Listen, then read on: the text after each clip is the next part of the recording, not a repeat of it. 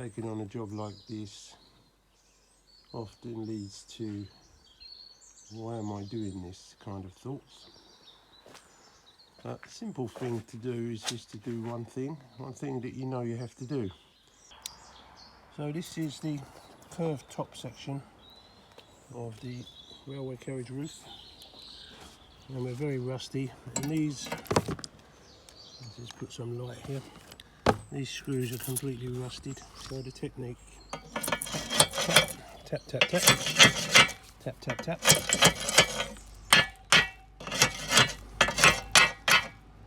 and then bash it out. They're too far gone to save them, and this is so rusty it's probably about, I don't know, it's probably lost almost a quarter of its width. So we're going to paint this up. You can see here the stuff is actually laminated.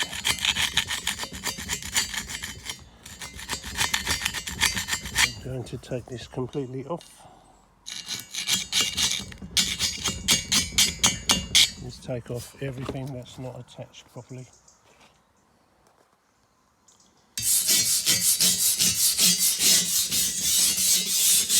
It's not going to be used as a train, so the extra strength is not required. After the screws have been removed, we'll go over it with a wire brush, and that will make a nice surface for the hammer paint to stick to.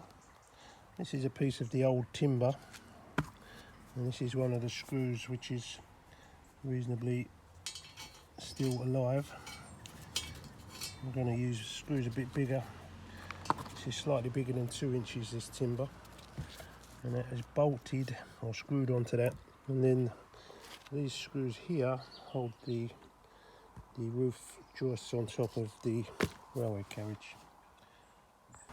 After scraping off all the rust, we apply 1 coat of Hammerite white and minimise the contact with little twigs to stop the paint getting damaged. That's the first step. This is the paint I've used, Hammerite. Puts a nice finish, and also it only needs 1 coat, and it sticks very well to rusty metal. It's specially designed for rusty metal. I've left these bolts on the end here for 2 reasons. 1, so I've got something to hold on to when the paint's wet, and 2, it reminds me where the big bolt goes. This shows the detail.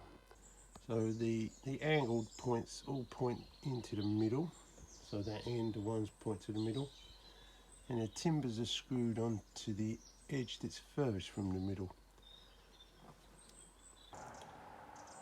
All the roof bars have now been cleaned and painted. There's 4 here, and these 2 are dry, they're from yesterday. And now I'm going to cut the wood to fit next to it. The metal pieces were clamped to this timber, and then I drew the shape around them, and now I'm going to cut them out with the jigsaw here, and then later they'll be bolted on to the sides through these little holes. The deviation of these bars is 9.5 inches if you lay them flat and measure down to the flat level. And I'm using, this is 7x2 here to cut the shapes, but the other one I cut a moment ago, which was just a piece of 3x2.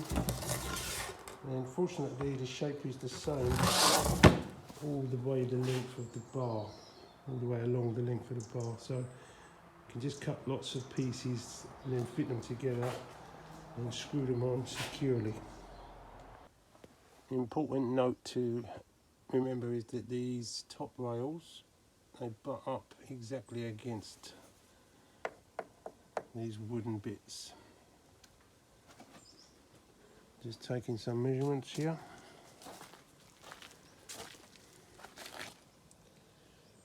.45mm down, 110 millimeters total height. This is about 30 to 25. That'll be curved to fit. The total width is 70 mil. And this is where it was here. This is the old curved rooftop. As you can see here, it's very rotten. Considering it is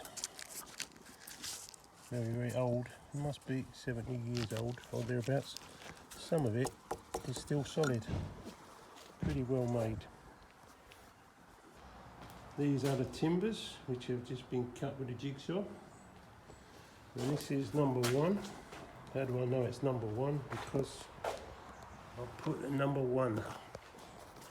This one has been screwed on to the timber, screwed onto the metal rather, just to be final fitted. And in the end of it, this will follow a straight line across here. This is where the top bar that sits in the top bar, and this is bolted to the chassis, and this is screwed to the top bar. The 70 millimeters is the thickness of the top bar or the top rail. I'm just working out how, there's a join there, just working out how to paint it so it goes back the same way. Got to cover every surface because I don't want this to get rotten like the old one. These are the roof bars which are curved, which I've cut, and they're in little groups of two. There's two here, two there, two here, so that I can put them all back together the right way and that they line up with these numbered curved metal bits here. So this is the first coat I used. It's not exactly correct cricket because this is Dulux weather shield. The previous coat, which was grey, is this colour. This is no good as a final coat. It will fall off, and it's it never dries. But if you do the final coat with the proper stuff, this stuff will last a long time. It's really good paint. This is also very good paint. So that's the top coat, that's the first coat. The middle coat is here, somewhere else. These have all been cut, ready to be laminated. They're all going to be bolted together because the sixth one is slightly different to the others. So that's why these are all this way, and that's why these are this way. Just to correct the previous one. So this is the first one you're supposed to use. The second one, number 2, and number 3. It's a 3-part system. This is the old oil-based stuff, and probably now in 2025 Dulux Weather Shield have got a water-based product of similar quality. This is the top rail, and this piece is in salvageable condition. Not that I'm going to keep it, because it's very short. As you can see as you go along, completely destroyed by weather and time. Process known as entropy, or entropy. Let's get some measurements before this gets destroyed. So we've got total height of 4.5 inches. And this way, it's about 70 millimeters, like I said.